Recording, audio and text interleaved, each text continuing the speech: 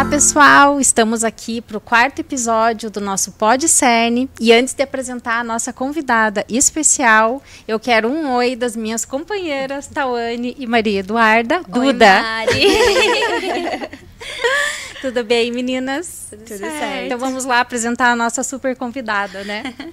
Então a gente está hoje aqui com a Thaís Borba, fisioterapeuta formada, integrante da equipe técnica do CERN. Isso é um grande orgulho. E agora eu vou ler porque tem bastante coisa. Pós-graduação em fisioterapia neurológica com ênfase em pediatria. Pós-graduação em fisioterapia neonatal e pediátrica. Além de formação no método Cuevas Medec Exercises, nível 1 e nível 2 avançado. Então, Thaís, tudo bem? Tudo bem, e vocês? Tudo jóia. Thaís, vou aproveitar a deixa da apresentação aqui e como a gente vai falar, né, de CME, eu quero que você conte da tua trajetória até você chegar no CERN, né? Porque quando você chegou no CERN, você usava outras abordagens, né? E eu queria que você falasse da tua trajetória e como que você se descobriu uma terapeuta CME. Oi, pessoal, agradeço pelo convite. Então, respondendo a pergunta da Mari, eu sempre gostei da área de reabilitação neurológica, então toda a minha formação foi focada nisso. Por um tempo eu trabalhei em hospital infantil, então eu também fiz a pós-graduação em terapia intensiva neonatal e pediátrica. E aí eu fiz vários cursos que são reconhecidos na área de reabilitação neurológica. E quando eu comecei a trabalhar na CERN, surgiu a oportunidade de fazer o curso do Cuevas Medec Exercises por falta de profissional.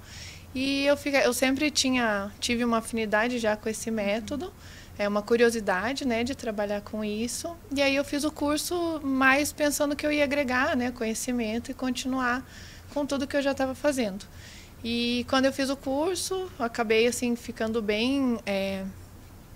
não sei nem dizer, empolgada e um pouco atordoada, que era muito diferente do que eu fazia já. E aí eu fui experimentando com os meus pacientes, alguns pacientes toparam a transição de método e cada vez eu fui atendendo mais. E eu me encantei pelos resultados, por como o método trabalha. E aí agora eu só atendo o CME.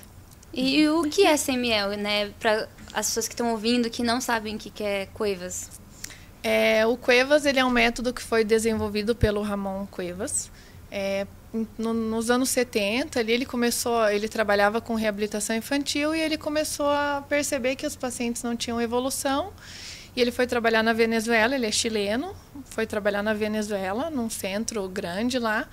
E ele viu que os pacientes não tinham o resultado esperado e que ele achava que ele fazia algo similar ao que os pais poderiam fazer pelos pacientes. E ele foi convidado para ser chefe da fisioterapia lá. E ele começou a desenvolver um método próprio, pensando que os pacientes tinham um potencial genético para melhorar mais e não estavam conseguindo atingir o máximo do seu potencial. Então ele foi criando alguns exercícios com materiais de madeira, e uso principalmente da força do terapeuta para proporcionar novas reações posturais, né? Então o intuito dele era provocar reações automáticas no paciente para que eles respondessem assim de forma que tivessem uma postura automática e conseguissem ser mais independentes no dia a dia. Tá, e qual é a indicação do Cuevas, né, em relação a condições de saúde, em relação à idade também, porque a gente vê bastante em crianças bem pequenininhas, crianças maiores também se beneficiam, tem contraindicações? Não tem limite de idade, né, o limite no fim é do terapeuta, assim, por conta da força que o terapeuta tem para atender o paciente.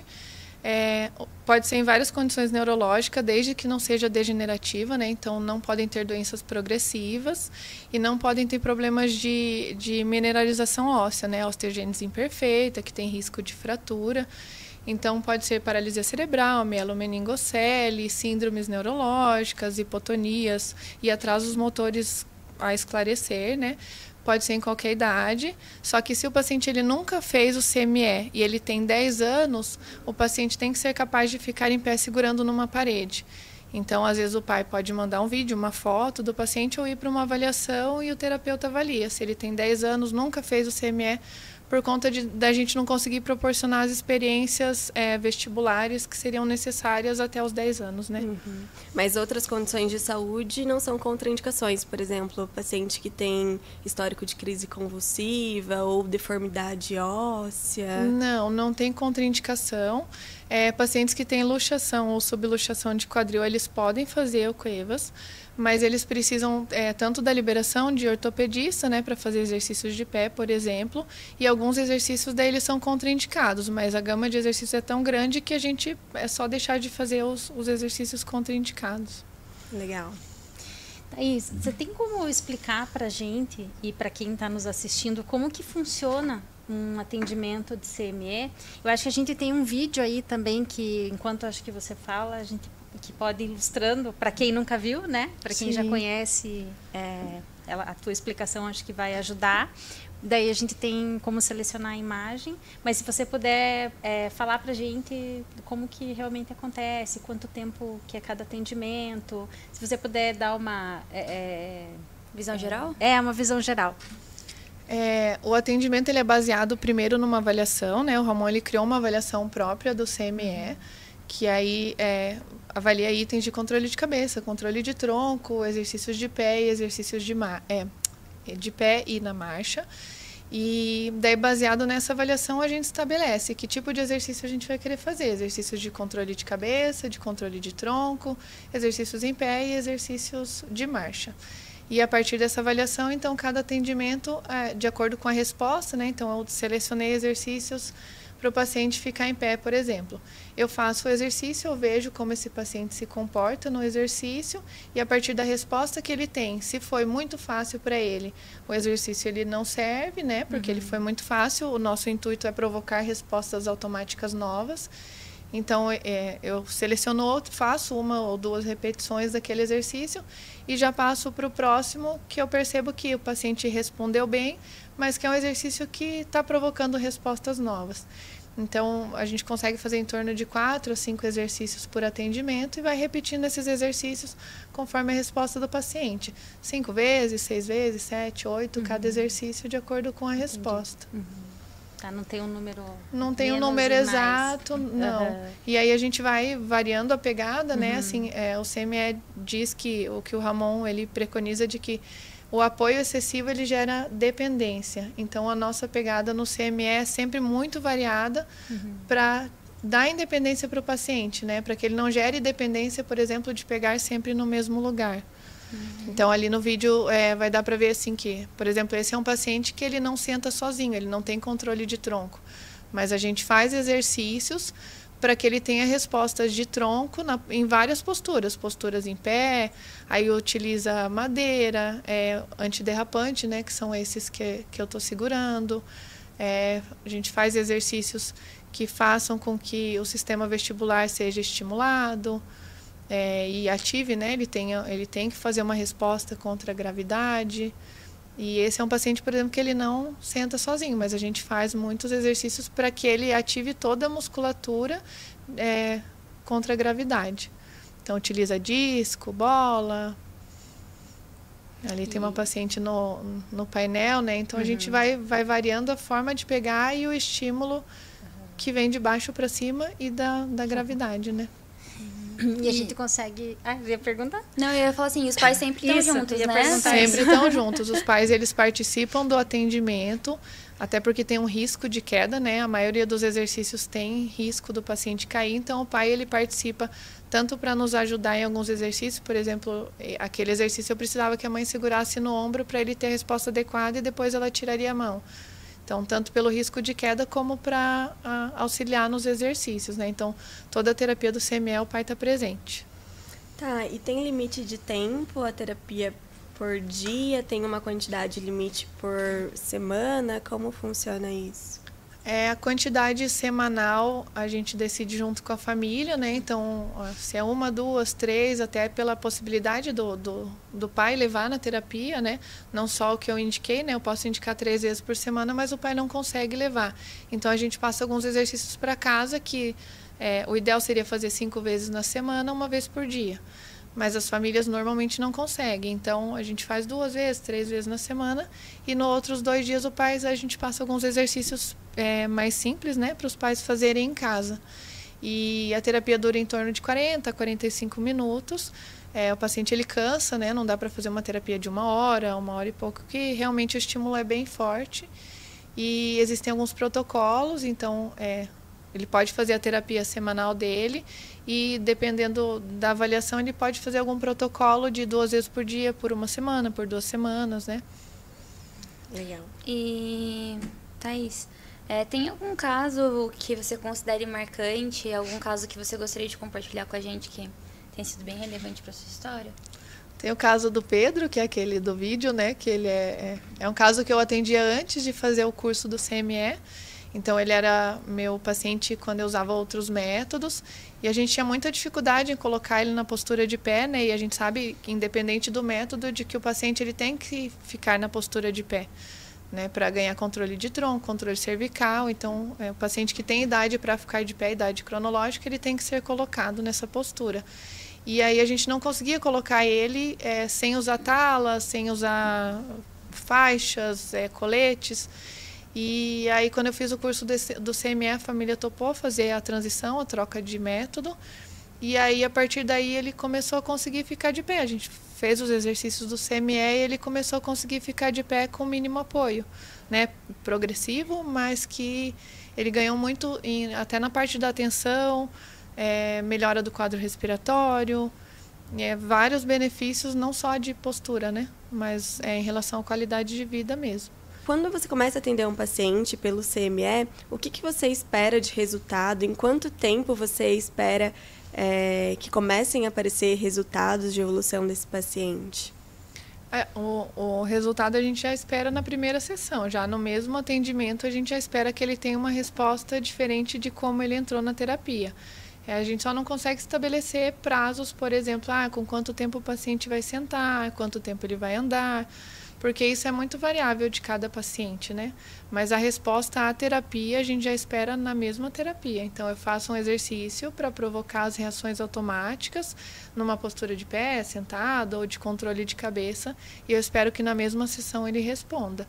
E aí a gente se questiona, né? Isso é algo muito legal que eu aprendi com o CME, que se ele não respondeu, a culpa é minha, sempre. Que eu não escolhi certo exercício, ou que eu não consegui avaliar a resposta e provocar a resposta correta nele. Então, eu sempre pressuponho que eu errei. Então, eu vou ter que repensar no próximo exercício ou na próxima terapia para o paciente responder melhor. E essa terapia, se, por exemplo, deu certo, meu paciente apresentou boa resposta, é comum você repetir os mesmos exercícios na próxima terapia? Ou normalmente na próxima terapia já são exercícios diferentes? Na próxima terapia são exercícios diferentes também, porque eu sempre vou buscando novas respostas. Então, o ideal, por isso que a gente vai se graduando, fazendo mais cursos, para ter uma gama maior de exercícios, para sempre fazer exercícios diferentes. Claro, eu posso repetir, mas não na mesma semana, não na semana seguinte. Então, o intuito é sempre fazer exercícios diferentes. Entendi, legal. E eu queria fazer eu tenho 2 perguntas, mas uma delas como que como que é a criança na terapia? Por exemplo, a gente sabe que as crianças choram, né? Do humor da criança. Como que é o CME e o humor da criança? Depende tem que ter uma resposta, se a criança está mais chorosa, vocês fazem do mesmo jeito, porque algumas pessoas comentam isso, acho que mais antigamente, que o CME ele não vai de acordo com o humor da criança. O exercício ele vai ser feito da mesma forma. É assim que funciona ou não? O exercício ele não depende da motivação. Isso é algo que o Ramon fala bastante. Então, não depende do paciente estar motivado e nem da gente trazer alguma motivação. A gente até usa alguns brinquedos, algumas coisas para distrair, né? O pai pode usar, não tem problema nenhum. Mas a gente não faz nenhuma voz de comando, por exemplo, e nem precisa que o paciente esteja motivado. A gente precisa simplesmente provocar a reação. Só que as emoções são levadas em conta. Então, se o paciente está chorando muito, a gente pode se entregar para o pai, para a mãe, faz um exercício, o paciente chorou demais, então pode entregar para o pai, deixa o pai acalmar. mas não necessariamente que se a criança está chorando não vai fazer. Mas é muito variável. Tem criança que se diverte, tem criança que gosta muito, tem criança que chora, tem criança que chora no início, depois se acostuma e não chora mais. Então é bem variável, mas a gente respeita o limite de cada criança, né? Tá. E daí eu ia te perguntar, como que funciona a interação do CME com as outras modalidades terapêuticas, né? Fisioterapia, terapia ocupacional. É bem divergente, né? Os outros métodos são muito diferentes do CME. Não se conversam no sentido de não terem a mesma proposta, né? A gente tem pacientes que fazem várias metodologias ao mesmo tempo, não é o ideal, né? Porque até confunde a criança, confunde para saber o que deu resultado. Às vezes a família até se confunde, não sabe o que deu resultado, né? Então, o ideal é que faça só o CME, criança que faz a fisioterapia, fazer só pelo CME. Mas acontece bastante de ter outros métodos, assim, porque acaba divergindo no uso de órtese, de coletes, alguns aparatos de deambulação, assim, né? Thaís, então, só pra gente... vou dar mais uma reforçada na pergunta. Na modalidade da fisioterapia, somente o CME. Isso. Mas na terapia ocupacional, fono e na psicologia, como que funciona? O Ramon, ele explica assim que o que acontece muito quando o paciente é motor é muito do paciente, por exemplo, não ter atenção, não deglutir direito, não conseguir se alimentar bem, muito é pela questão motora. Então ele fala que o CME ele consegue abranger muito essa parte fazendo o CME. Consegue melhorar a deglutição, a respiração, a atenção, a motricidade fina, por exemplo, por ganho de respostas automáticas e ganho de postura, por exemplo, né? E de independência do paciente. Mas a gente chega num limite, né? Assim, então, o paciente normalmente, sim, ele faz fono, faz psico, faz outras terapias, porque chega uma hora, né? A gente não consegue fazer tudo. Mas ele fala que o paciente acaba melhorando em todas as áreas por conta disso, né? De melhora de atenção, enfim. Thaís, você também falou que os exercícios você vai sempre mudando e que é por isso que é indicado buscar não outras formações, né? Mas se aprimorar, né, dentro da formação do CME para conseguir cada vez mais aplicar outros exercícios com as crianças, né? E como que é o processo de formação de um terapeuta CME? Tem que ter algum outro curso? Qualquer pessoa pode fazer? Como é que funciona? No Brasil é terapeuta ocupacional e fisioterapeuta que podem fazer. Então tem que ter formação de graduação de fisioterapia e terapia ocupacional. E aí você primeiro faz o nível 1, né? É o primeiro nível de formação. Mas você tem que fazer com um terapeuta nível 4, né? Quem é habilitado para dar o curso é um terapeuta nível 4, que no Brasil tem bastante terapeutas, e o Ramon no Chile, né? Aquele que criou o método, ele também dá a formação. E aí primeiro faz a formação do nível 1, depois você pode fazer alguns estágios clínicos, né, que também se faz com o Ramon ou terapeutas nível 4. Depois se faz o nível 2, e aí para fazer o nível 2 até o nível 3 você tem que fazer 5 desses estágios clínicos, que ele chama de passantia, que você pode ter feito antes do nível 2 ou depois, né? Então, entre o nível 2 e o 3 você tem que ter feito 5 estágios clínicos. E aí do nível 3 para o nível 4 são mais um tanto de estágios clínicos e aí também a aprovação do Ramon para você conseguir dar a formação do método, né? Seu objetivo é chegar agora no nível 3. Sim.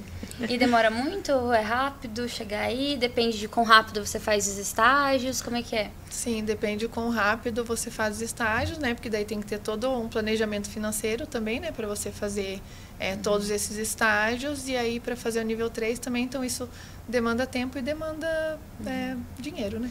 E é uma formação de fácil acesso aqui no Brasil? Sim. Tem vários terapeutas no Brasil todo que são habilitados para dar a formação. Aqui em Curitiba tem algum? Aqui em Curitiba não tem nenhum. Tem Florianópolis, Guarapuava, Goiânia, Brasília, São Paulo. Aqui não. Aqui Talvez não. a primeira. Talvez. Tá, eu tenho 2 perguntas. Primeiro, você falou agora há pouco sobre a questão de dispositivos auxiliares e tal. Como que funciona isso no Cuevas? O paciente não é indicado que ele use órtese, andador ou não? Como que funciona isso? No Cuevas a gente não indica que use andadores, órteses. As órteses porque você perde muito da resposta dos pés, né, que são importantes para a manutenção da postura e das reações que vêm do solo para a gente reagir contra a gravidade. Então as órteses não são usadas de forma nenhuma, né, nem órtese, nem colete. Só durante a terapia ou depois em casa?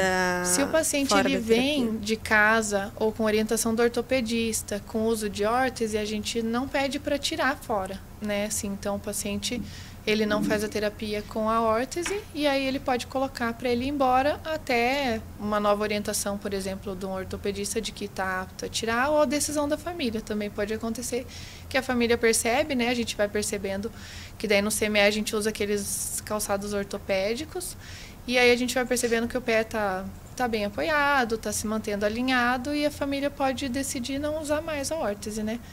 E aí o andador a gente também não indica porque o peso acaba sendo transferido para os braços e gera uma diminuição de peso nos membros inferiores e desalinhamento, perda de reações, tudo. Mas também, se o paciente ele vem com o andador, a gente não fala, não vai usar nunca mais, né? Então ele pode ir usando até uma hora que ele consiga andar sozinho, por exemplo, né? Uhum. Tá, e quais são os desafios para a prática do CME, tanto do ponto de vista profissional, né, para você, quanto para as famílias?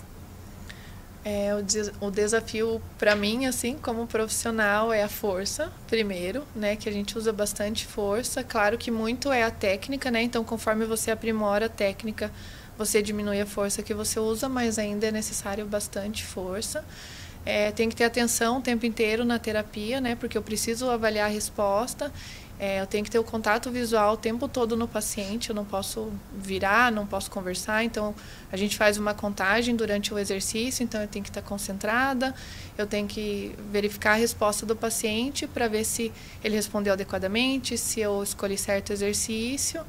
Então, o desafio é o foco total, a força e acho que a doação total ali na hora do atendimento. Olhando o vídeo, assim, eu que sou especialista em adulto, me parece muito mais cansativo você atender vários pacientes na sequência do CME do que eu, por exemplo, atendendo adultos, Sim. olhando É cansativo, assim, dependendo do paciente, assim, do peso.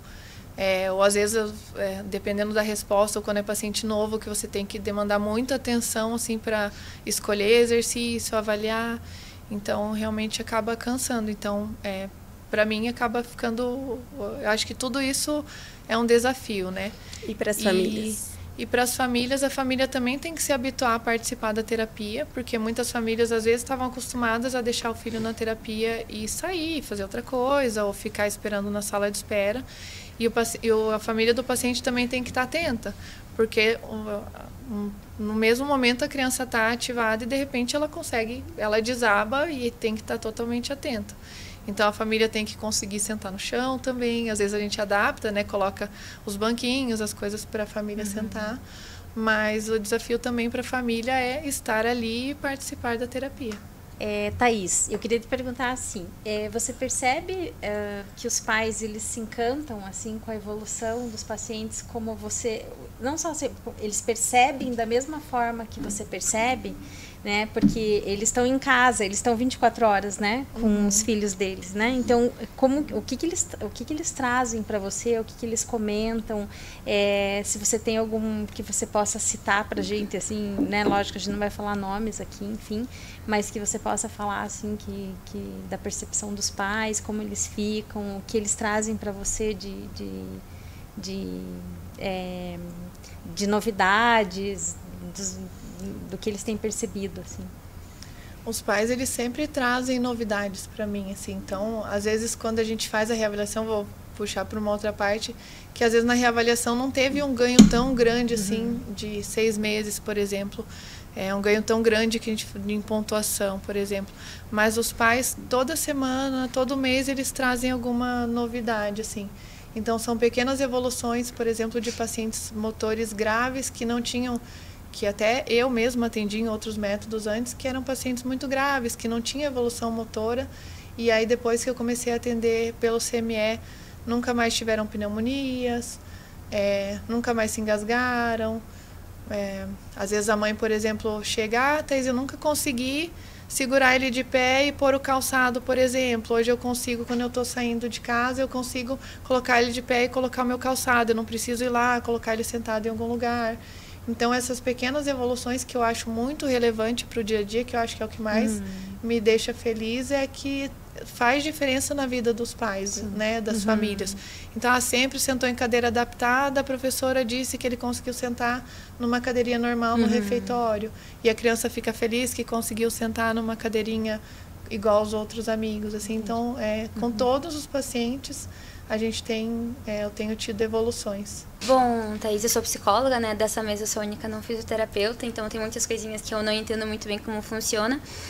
Mas lá no CERN a gente tem várias crianças que não têm um histórico de aceite de terapias muito bom, assim, né? Digamos, no sentido de ter, de fato, dificuldades para aceitar modelos de atendimento novos terapeutas, né?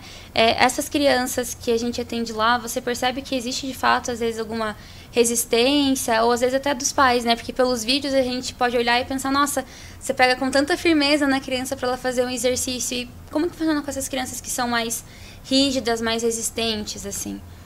A gente vai com calma, né? Assim, não pega a criança, já sai virando, já colocando no tecido e já escorrega e já vira de ponta cabeça, enfim, né? Então a gente respeita. Se a criança ela não aceita muito toque, a gente começa com um apoio mais simples, né? Sempre avaliando se a criança está aceitando. Em alguns momentos, se a criança resiste muito, não quer, por exemplo, ficar numa postura de pé, tem como a gente segurar um pouco para ela ir acostumando aos pouquinhos, sem ficar fazendo muito exercício, só segurar na postura, né? E sempre respeitando a resposta de cada um. Então começa o apoio mais proximal, assim, mais fácil para a criança, e vai passando para mais distal nos membros até que ela vá aceitando e tendo respostas melhores, né? E os pais, eles conseguem replicar esses exercícios em casa? Existe uma adesão familiar, ao seu ver, dos seus pacientes? Porque deve cansar os pais, né, também. Sim. Os exercícios que passam para casa, né, eles chamam de home program, que são exercícios que são mais simples de se fazer, né? Então, a gente faz em terapia, daí a gente pensa, isso aqui daria para casa. Aí mostra para o pai, você quer aprender, né? Você quer tentar em casa? Aí o pai faz, à medida que ele fez de forma correta, né? Assim que não oferecesse risco, a gente fala, então esse eu não faço mais em terapia e você pode fazer em casa.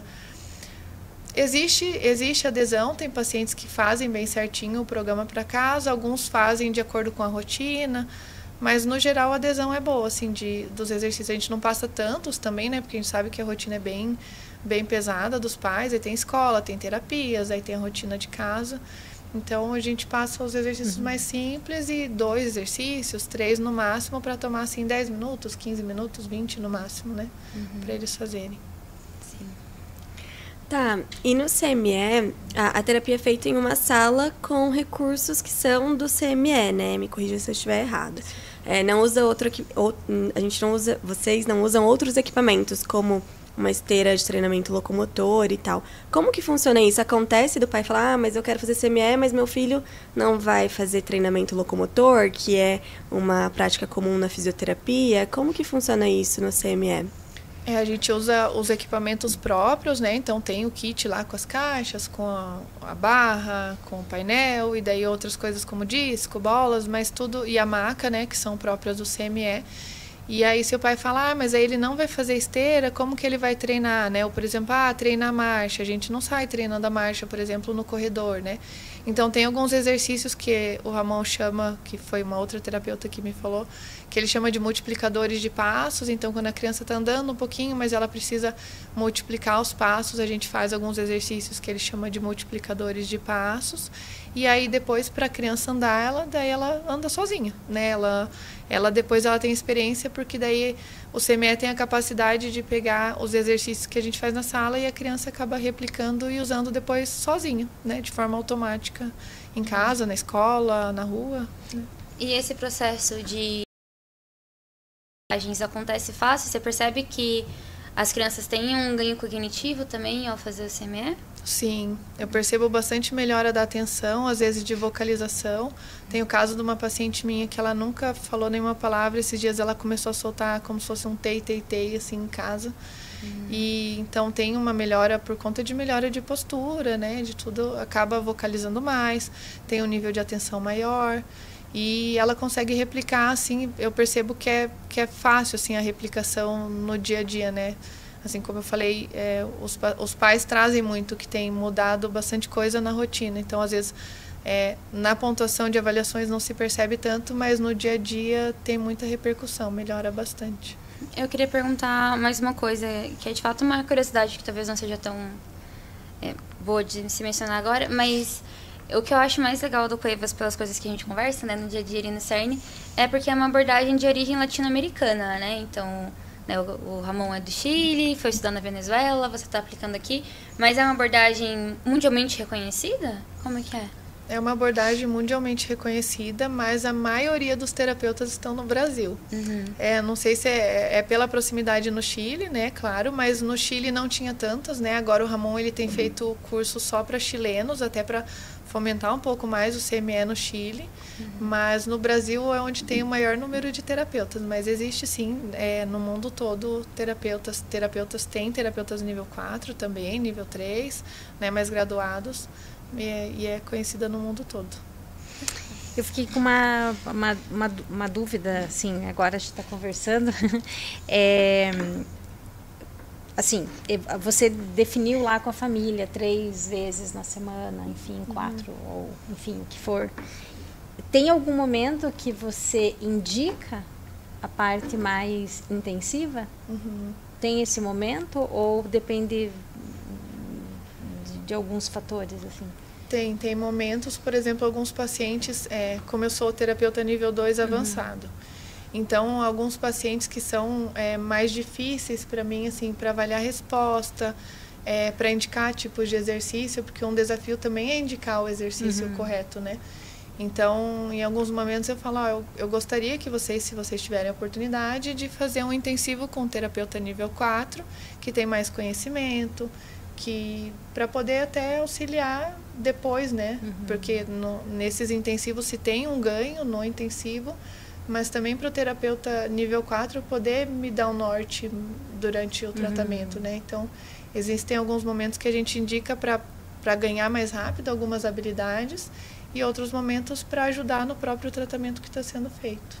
Então, se não tem uma obrigatoriedade, então eu não prescrevo para o paciente assim 3 vezes na semana, 4, 5, daqui 6 meses um intensivo, ou a cada 3 meses um intensivo. Não é assim que funciona. Não.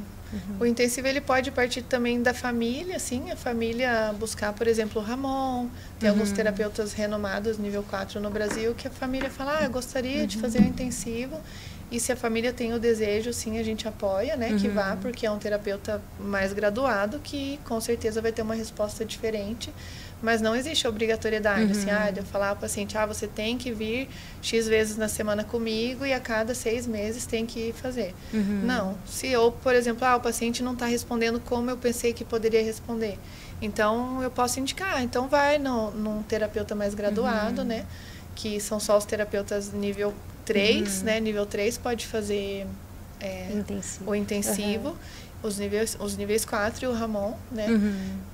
Mas o Ramon até ele falou que os pacientes eles acabam indo para intensivos porque às vezes moram muito longe, são de locais do Brasil ou do mundo, enfim, que não tem terapeuta CME mais avançado.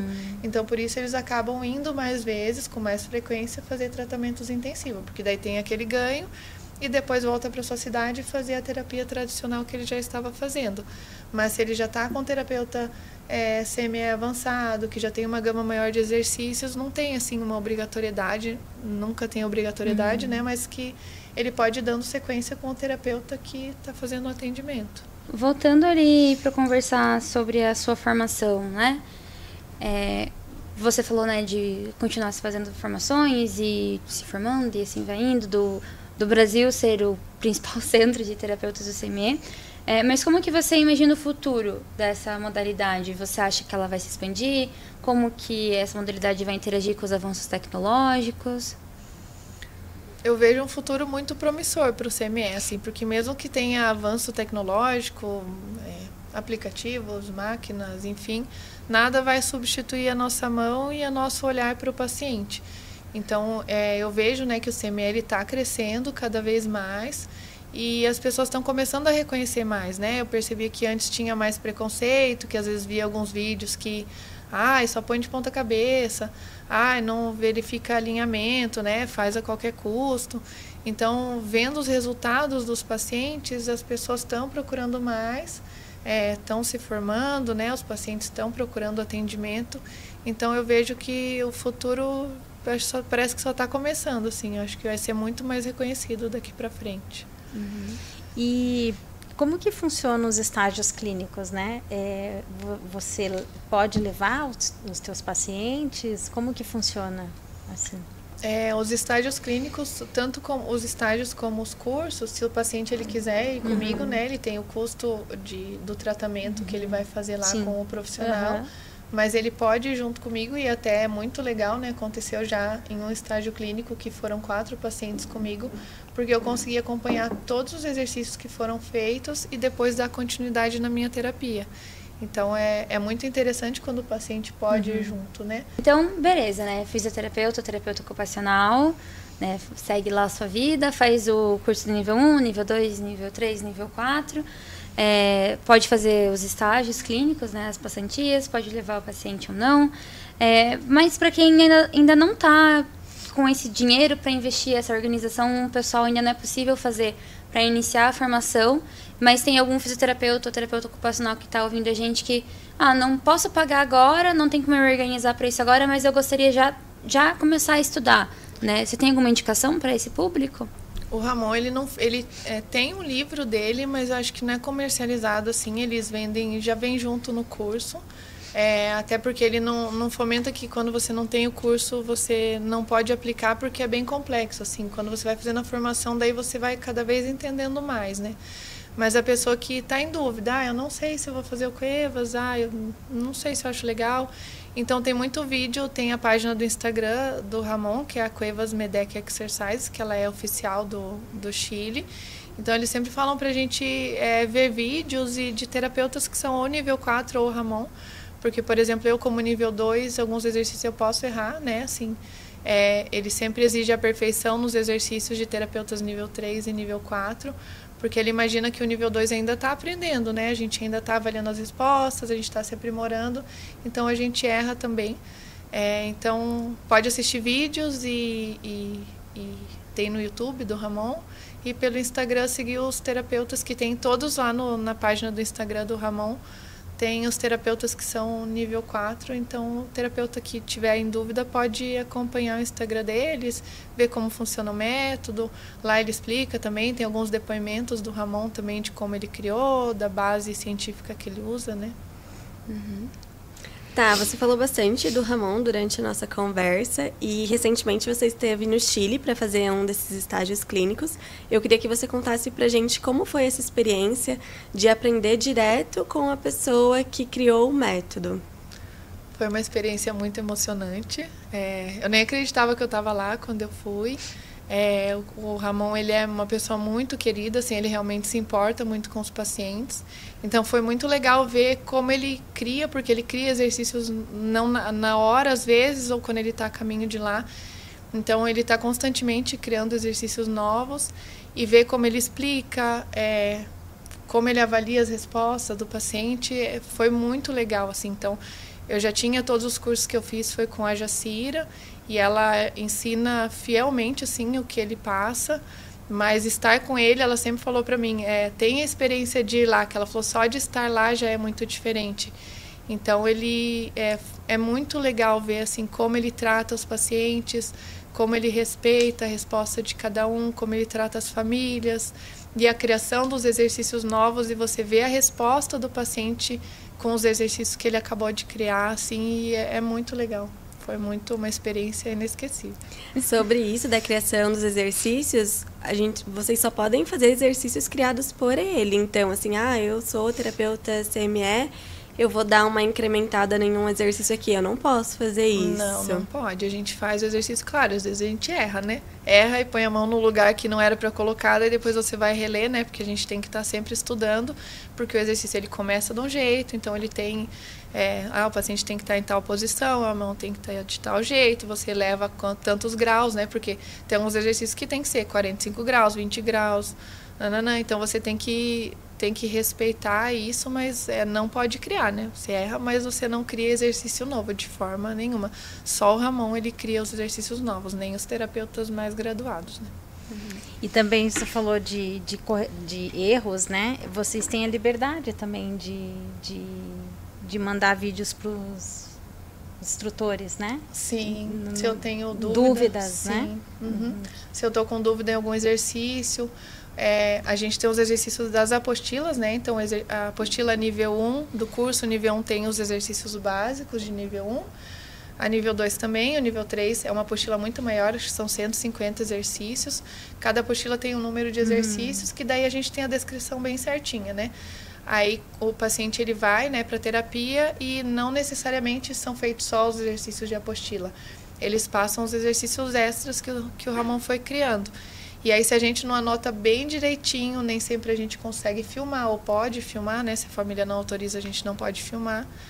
E se a gente não descreveu direito na nossa anotação, a gente erra. E aí a gente pode, sim, pelo menos a minha professora e o Ramon também passou um e-mail de contato que se tiver alguma dúvida que a gente pode tirar, mandar o vídeo, eles corrigem. Tá, a gente conversou sobre a diferença da idade, né? Que se tivéssemos de 10 anos, tem que conseguir ficar apoiado na parede, enfim, né? Então, qualquer idade pode participar, mas quanto antes melhor, né? A partir, não tem uma idade mínima, assim, então 6 meses pode fazer? Como é que é? A partir dos 3 meses pode fazer o CME. E quanto antes melhor, porque a possibilidade de exercícios é imensa, né? Quanto maior é o paciente, alguns pacientes por limitação física do terapeuta a gente não consegue mais fazer, né? Pelo tamanho da criança. Então depende muito da força, né? Então cada terapeuta também tem a sua limitação. Então quanto antes o paciente puder receber os estímulos, que são feitos muitos estímulos vestibulares, que aí depende do tamanho e da força do terapeuta. Então quanto antes melhor. E você também falou durante as nossas conversas, a nossa conversa aqui, que vocês sempre vão respeitar também a idade cronológica da criança. Então, mesmo que seja uma criança pequena, vocês não vão exigir dela, tipo, aquém do repertório que ela teria com um desenvolvimento típico, por exemplo. Isso. Os exercícios, eles vão partindo assim, a partir de 5 meses você pode fazer esse, a partir de 3 meses esse, a partir de 9 meses. Então, tem alguns exercícios, por exemplo, se o paciente não tem maturação neurológica para ficar de pé, né, que acontece por volta dos 9 meses de idade numa criança típica. A gente não vai ficar colocando o paciente de pé antes dele ter uma maturação neurológica cronológica, né? Então a gente respeita algumas coisas, assim, o paciente, alguns para controle cervical a gente já vai colocando perto da postura sentada, mas não necessariamente que o paciente teria que ficar sentado antes da idade cronológica, mas a gente coloca porque, por exemplo, um pai de uma criança típica carrega a criança sentada no colo, né? E no atípico acaba carregando mais deitado, mais inclinado, mais amarrado, né? Então a gente proporciona vivências de posturas mais altas, mas sempre respeitando uma maturação neurológica. Pegando aqui o que a Duda falou, tem em algum momento que o paciente recebe alta do método do CME, por exemplo, porque tem uma limitação, que vocês estão falando que é uma limitação física, né? E a gente sabe que eles crescem. Sim. Né? Então, vamos pensar 17, 18 anos. Eles receberiam alta da metodologia daí? O paciente ele tem alta, começar primeiro da parte da alta. A avaliação do Ramon ele vai até 16 meses de idade cronológica. Então, uma criança de 16 meses típica seria capaz de completar a avaliação. Que daí, por exemplo, seria subir uma caixinha de 10 centímetros, subir e descer, entrar e sair, subir rampa, escada. Só que aí a gente não para só na avaliação, então chega uma hora que a avaliação, se a criança já está andando bem independente, chega num limite, mas a gente espera que a criança e o adolescente, enfim, ele consiga ser independente no dia a dia. Então, ele tem que ser capaz de subir uma escada, descer uma escada, uma rampa. Então, ele vai adquirir independência alta do CME a partir do momento que ele conseguir realizar todos esses exercícios que são mais difíceis de forma tranquila, fácil, independente. Então, ele recebe alta daí por alta terapêutica. Agora, se o paciente ele é um paciente grave, ele vai crescendo e o terapeuta começa a não conseguir não ter mais força para atender aquele paciente. Então, daí o terapeuta ele tem que ser sincero com os pais, não é que ele vai ter alta da terapia, mas que o terapeuta chegou numa limitação e que talvez teria que procurar ou um terapeuta mais graduado, ou um terapeuta mais forte, por exemplo, né, para fazer esse atendimento. Tá, e pra gente finalizar, qual é a sua motivação para continuar nesse caminho do CME, para fazer mais estágios clínicos? A motivação é a melhora dos pacientes. Então, eu vejo que os meus pacientes melhoram e cada vez que eu volto de um estágio, de um curso, eu tenho mais exercícios diferentes para fazer, que eu consigo melhorar mais, né, o dia a dia do paciente, né? Então, a minha motivação é sempre a melhora dos pacientes. E eu percebo que eles vão melhorando e eu tenho mais vontade de me especializar. E para a gente finalizar, eu vou fazer a pergunta que eu faço para todos. Quem é a Thaís? A Thaís é uma pessoa alegre, ativa, motivada na medida do possível, né? Dos dias de altos e baixos que a gente tem. Eu sou mãe, eu dedico a minha vida aos pacientes, né? Que eu tenho a minha maior motivação, acho que é o trabalho, os pacientes e agora a minha filha. Então, eu sou mãe, eu me dedico muito à minha filha. Uso muito do que eu aprendo no meu trabalho, principalmente com as psicólogas, com a minha filha, que eu acho muito legal isso, ter essa oportunidade de trabalhar e usar coisas positivas na minha casa. E eu me misturo um pouco com o meu trabalho, né? Até agora a Fala juntou um pouco com o trabalho, eu acabo me misturando muito. Eu gosto de esporte, de atividade física, fazia muito crossfit, agora não tenho conseguido fazer mais, mas eu gosto bastante de estar ativa. Então, Thaís, antes de me despedir oficialmente de você, eu quero deixar claro aqui, né, que o CERN não tem conflito de interesses em relação ao CME, né? A gente sabe que o CERN ele trabalha com outras metodologias, né, também, e que em outros momentos virão outras pessoas para falar deles. Então, para a gente deixar aqui claro, né, para ninguém ficar achando que a gente está falando do CME e que só existe o CME na clínica, não é isso, né? Então, também gostaria de te agradecer. Eu acho que... tenho certeza que ficou claro, né, o que é o Cuevas Medeck Exercise, né? Como que funciona, quem pode realizar, os pais que, né, enfim, têm interesse também depois podem entrar em contato com você, vai ficar teu @, né, na gravação. E agradecer o teu tempo, né, de ter vindo aqui falar com a gente, explicar.